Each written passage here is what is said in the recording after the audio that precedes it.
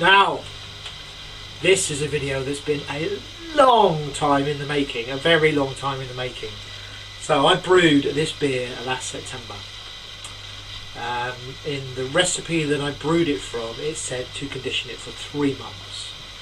September, October, November, December, January, February, March, April. I've brewed it for, sorry, to get my words out, I've had one beer. I should be able to speak after one beer. I have let it condition for 7 months. Okay, it's been sat in a keg. I've had a few out of it, not many actually, I've had a few out of it. It's the old ale. And it's been sat in my keg and I put it on nitro, as you just saw from the pouring video. And this is what I've ended up with. It is a beautiful looking beer. Now, one thing you can't see from here is, all you can see is a very dark beer. A beautiful, absolutely beautiful creamy head. I mean, look at that, it is just so nice. What you can't see, this torch is shit. I've got to buy another torch. This is terrible. Absolutely terrible torch. I did it in my last one, it didn't show through because it's so shit. Anyway, I've got other torches. What you can't see is that I don't know if you can see there, but there is some beautiful clarity in this. Yeah, right down at the bottom you can see it's just lovely and clear. It's very hazy at the top here, it's like it's very dense. But down the bottom, in this bottom half part here, it's a beautiful, lovely reddish brown colour. I mean, you hold it up into the light and you can see like through it, it's just lovely. It looks, I mean, I don't think that you can see how good it looks on the video because it is great. So it's come out this beautiful reddish, deep reddish brown, which is a typical old ale type of colour. The colour is absolutely spot on.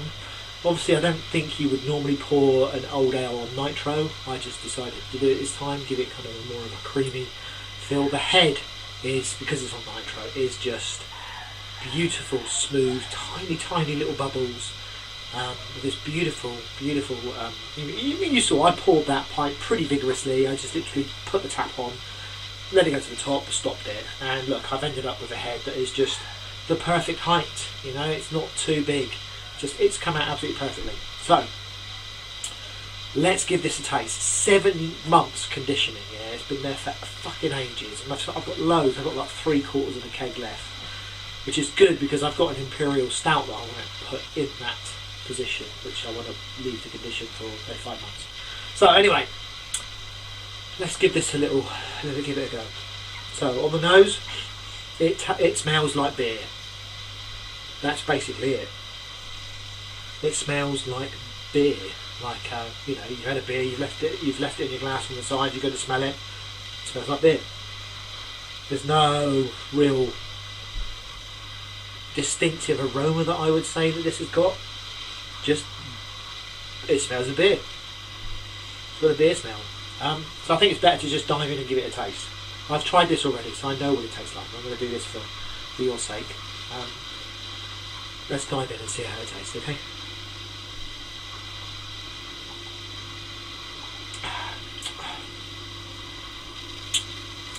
It's a really moorish beer. This is a 9.3%, so it's quite a strong old ale. I think it's above what you would normally brew these at. It's got a lovely, chewy, kind of malty, toffee kind of texture to it. It's so nice on the mouth.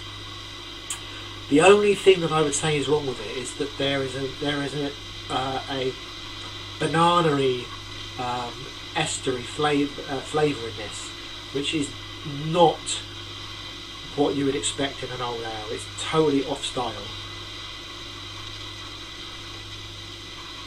You know, it's got old ales that are really malty and pungent. This, I mean, it's got that kind of real, you know, that malty chewiness to it. It's definitely got that, and you get that kind of toffee feel in your mouth. But the banana-y estery flavour is not what you'd normally expect.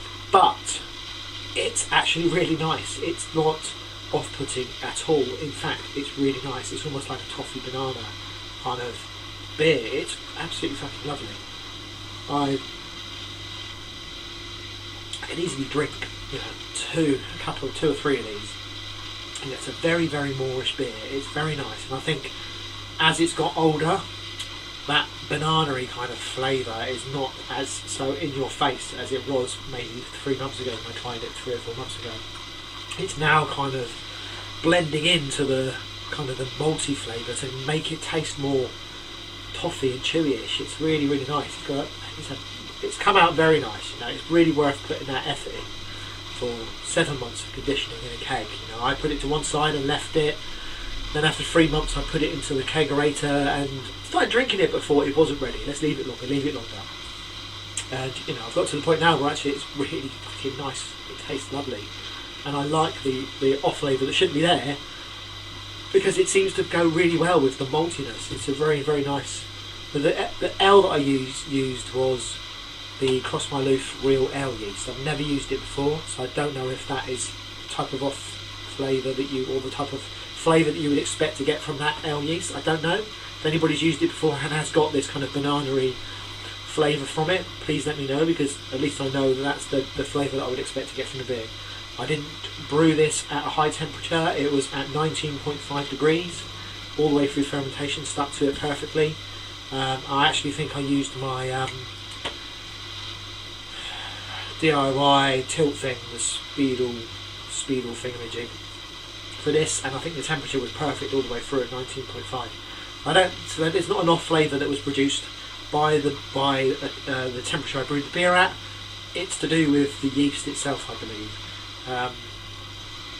But I don't mind. I like it. I actually really like it. I mean, my wife has drank this, and 3 months ago she said she didn't like it. It was too young, tasted too green. Now she's drinking it and actually really enjoys drinking it. More because I think it's got a really, really smooth texture rather than the flavour, but it's become a very, very nice beer. It was really worthwhile putting that effort in to just sit and wait for it to become ready. So yeah, Old Ale. I can't remember what book I brewed it from or where I got the recipe from. If people want, I will stick the recipe on Beersmith. Let me know in the comments if you do, and I'll stick it into Beersmith and I'll put it in the description of this video.